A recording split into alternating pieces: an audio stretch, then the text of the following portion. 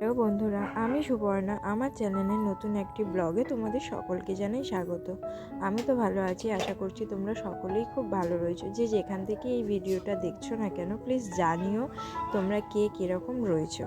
ঠিক আছে, কমেন্টের অপেক্ষায় রইলাম আমি।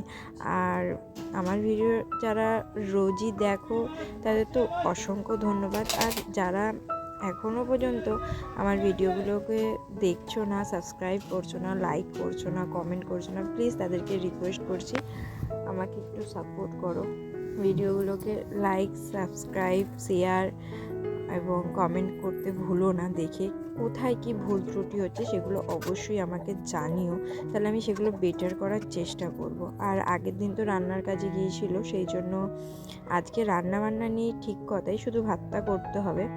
কারণ ও নিয়ে এসছে ফ্রায়েড রাইস, ঠিক আছে, ও সেটা খায় না, তো ওই জন্য ও বলেছিল ভাত করতে। তা যার সাথে রান্নার কাজে যায় তাদের বাড়িতে একটু পাঠাতে হবে এগুলো, ওই জন্য একটা কৌটোতে নান গুছিয়ে দিচ্ছি, একটাই চানা মশলা আর একটার মধ্যে ফ্রায়েড রাইস দেবো, ঠিক আছে। তো এগুলো গুছিয়ে টুছিয়ে দিয়ে আসি। আর দেখতেই পাচ্ছ আমার ঘরের সেরকমভাবে কোনো কাজ সারা হয়নি, দিয়ে এসে তারপরে আমি ঘরের কাজ সারবো। তো চলো ততক্ষণ আমি খাবার টাবারগুলো কন্টেনারের মধ্যে গুছিয়ে নিই। তোমরা সাথে থাকো, পাশে থাকো, দেখতে থাকো।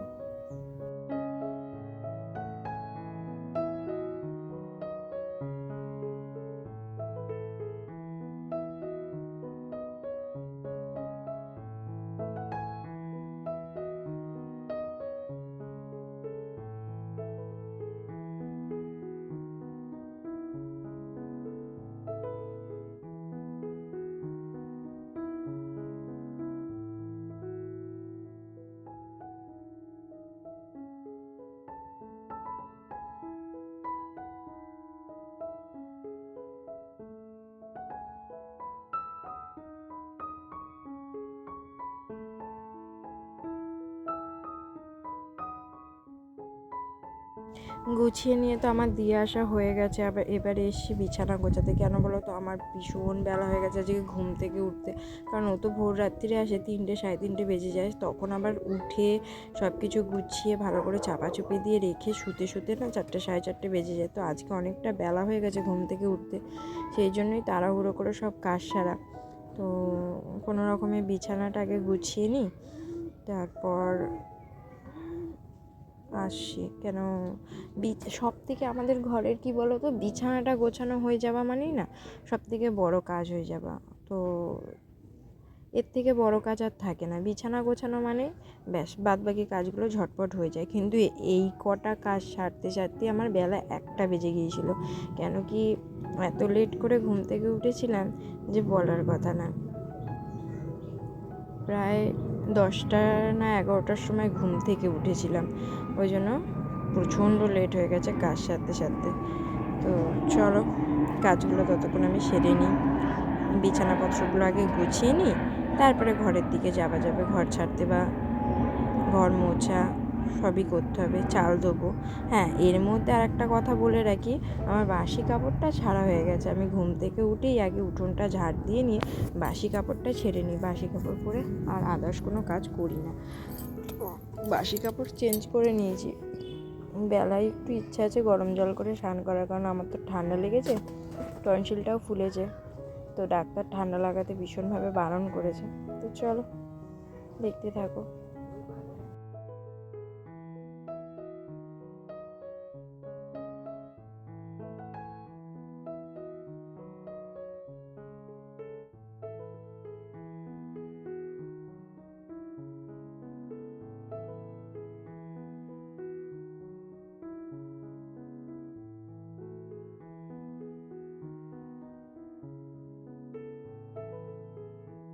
সত্যি কথা বলতে কি বলো তো, রান্নাটা না থাকলেও মানে ঘরে অনেক রকম টুকিটাকি কাজ থাকে, যেগুলো শেষ করে সময়ের মধ্যে ওঠাটাও একটা বড় চ্যালেঞ্জিং ব্যাপার হয়ে দাঁড়ায়।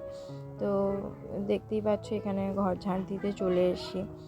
ঘর দুয়ারটা ঝাঁট দিয়ে নিয়ে তারপর আমি বসবো উনুন পরিষ্কার করতে। আর এখনও দেখো আমার টেবিলে কোনো সাদা কন্টেনার নেই, কিন্তু তবে একটু পরেই তোমরা একটা সাদা কন্টেনার ওখানে দেখতে পাবে, ঠিক আছে। তো ঘর ঝাঁট দেওয়া হয়ে গেছে, চলো বারান্দাটা ঝাঁট দিয়ে নিই, তারপরে আমি উনুনটা পরিষ্কার করব। আর আমাদের এই ঘরটার মধ্যিখানে যে ফাঁকা জায়গাটা তোমরা দেখতে পাও না, ওদিকে একটা কাঠ পড়ে গেছিলো, কাঠটা তুলে রেখে আসলাম, কারণ আমার এখন কাঠের প্রয়োজন রয়েছে, কারণ আমার কাঠের জালে রান্না। আর আমার দেখা দেখি এখন বাড়িতে সবাই কাঠের জালে রান্না করে, ঠিক আছে, মানে আর কিছু বলার নেই, কাঠ নিয়ে এসে রাখার উপায় নেই, সবারই কাঠ লাগে। তো কিছু বলে ফালতু অশান্তি হবে, কেউ তো বুঝবে না, কিন্তু জানে সবাই শুরু থেকেই আমার কাঠে জালে রান্না, তো অশান্তি করতে আমার ভালোও লাগে না, চুপচাপ নিজের মতো থাকি, নিজের মতো সমস্ত কিছুটা করি। তো ভাল লাগে না কারো কথা শুনতে, কাউকে কথা শোনাতেও আমার ভাল লাগে না, আর কারো কথা শুনতেও আমার ভাল লাগে না। নিজের মতো থাকাটাও আজকালকার দিনে বড় একটা অপরাধ, জানো তো। কেন কি নিজের মতো চুপচাপ আছি, তাতেও মানুষের নানা রকম কথা, নানা রকম অজুহাত, ভালো লাগে না। মাঝে মাঝে মনে হয় যে কি ছিলাম আর কি হলাম আর কি হচ্ছে আমার সাথে। যাই হোক, বাসন মাজার জন্য একটু ছাইয়ের দরকার, ওই বাটিটা তুলে রেখে আর ওই ছাইটা ওই গলিটার মধ্যে ফেলে দেবো, কারণ ওইখানটা না অনেকবার আমি পড়ে গেছি, ঠিক আছে, হট করে কেউ যদি পড়ে যায়, তার যদি লাগে, সেটা তো ঠিক না। আর বালি রয়েছে, সিমেন্টটা নেই, নাহলে বালি সিমেন্ট দিয়ে আর পাথর কুচি ছিল, দিয়ে ওখানটা ঢেলে দিতাম, দিয়ে সমান করে দিতাম, তাহলে পড়ার ভয়টা থাকতো না। কিন্তু কিছু করার নেই, এখন নেই যখন, তখন ভাবছি ছাইটা দিয়ে এখন ভরাট করে রাখি, পরে দেখা যাবে। আর ওই যে সাদা কন্টেনারের কথা বলছিলাম, ওই দেখো জুড়ির ওপর সাদা কন্টেনারটা, ওইটা ওই পাশের বাড়ির দিদিভাইটা এসে দিয়ে গেল। ওর মধ্যে একটু খাসির মাংস রয়েছে, গরম করে দিয়ে গেছে তরকারি। হাত ধুতে গেছি আর বাসনগুলো খালি করে নিয়েছি, সকালে দেখছিলে না হাঁড়ি টাড়ি ছিল, তো টিফিন সব করা হয়ে গেছে, তো বেকার অত বড় হাঁড়ি রেখে অতখানি জায়গা জুড়ে রেখে রাখার কোনো মানে হয় না। যাই হোক, খালি করে ছোটো জায়গাগুলোর মধ্যে নিয়ে রেখেছি। ঘরও আমার এদিকে ঝাঁট দেওয়া হয়ে গেছে, আমার শ্বশুরমশাই গাড়ি খুঁজছেন। তো